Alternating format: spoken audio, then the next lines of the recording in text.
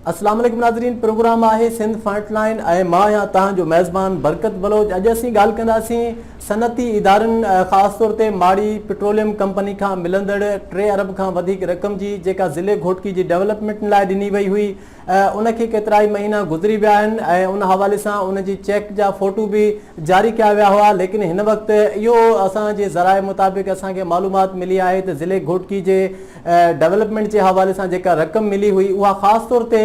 ॿीहर उन ई तरीक़े सां विर्छ कई पई वञे त जंहिंमें ख़ासि तौर ते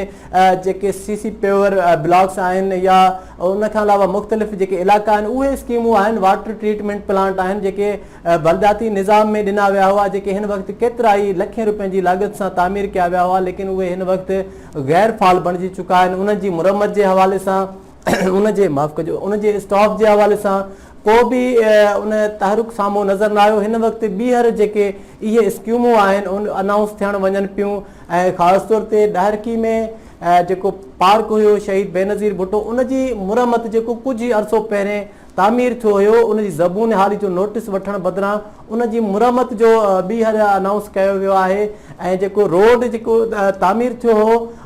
कुझु ई अरसो पहिरां उहो ख़स्ता हाल थी वियो आहे। Main GT road, old man GT road, उनजी मुरमत वक़्त ब वक़्तु थिए थी, लेकिन उनजी नाकारा हुजण जो कंहिं बि नोटिस न आहे वरितो। ज़िले घोटकी जी बदकिस्मती आहे त जेकॾहिं उनखे सरकारी फंड्स मिलनि था त ख़ासि तौर ते मिलियल ॼाण मूजिबि त जेके बि चूंडियल नुमाइंदा आहिनि अहिड़ा बि इंकशाफ थिया आहिनि त जेका विर्छ थिए थी उहा गैर मुनसिफ़ाना थिए थी। जिते ज़रूरत हुजे थी को मेगा प्रोजेक्ट जंहिंमें तालीम आहे, सिहत आहे या जेका मेन शाराऊं आहिनि उनजी तामीर जे हवाले सां कुझु बि साम्हूं न आहे आयो, जंहिं सबबि ही जेके 3 अरब असांखे ॾिना विया हुआ जेका मक़ामी इंडस्ट्री आहे CSR फंड जे हवाले सां त हिते तरक़ी थिए, हितां जे माण्हुनि खे सहूलियतूं मुयसरु थियनि। लेकिन बदकिस्मती सां जेकी साम्हूं अचनि पिया अंग अखर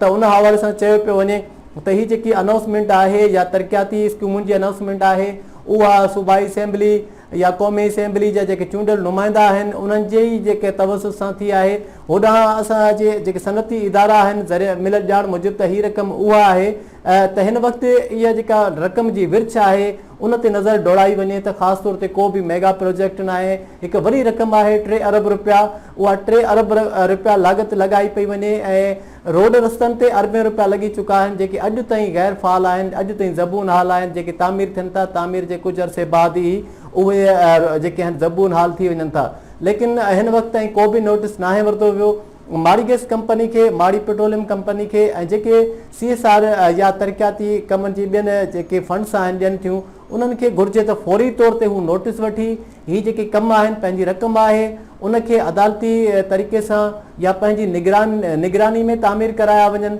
त जीअं ही रक़म इलाइक़े ते ख़र्च थी सघे, इज्तिमाही तौर ते कुझु माण्हुनि जा बब भरण बदिरां आम माण्हू जे लाइ फ़ाइदेमंद थी सघे त जीअं आम माण्हू फ़ाइदो हासिलु करे सघे, आम माण्हुनि खे लाभ हासिलु थी सघे बग़ैर जेको आहे रंग नसल जे या मुखालिफ़ जे या हिमायती जे, सभिनी जे लाइ फ़ाइदो थी सघे। इन करे ही जेका 3 अरब आहे इन जे लाइ नोटिस वठण जी उमेदु कई पई वञे ऐं डिप्टी कमिश्नर घोटकी उनखां बि उमेदु कई पई वञे त ही जेकी विर्छ आहे या उन रक़म जी विर्छ आहे उहा मुनसिफ़ाना तौर ते कई वेंदी। सिंध फ्रंट लाइन मां ॾींदा पंहिंजे मेज़बान बरकत बलोच खे इजाज़त। ॿीहर मिलंदासीं। अल्लाह हाफ़िज़, साथ सलामत।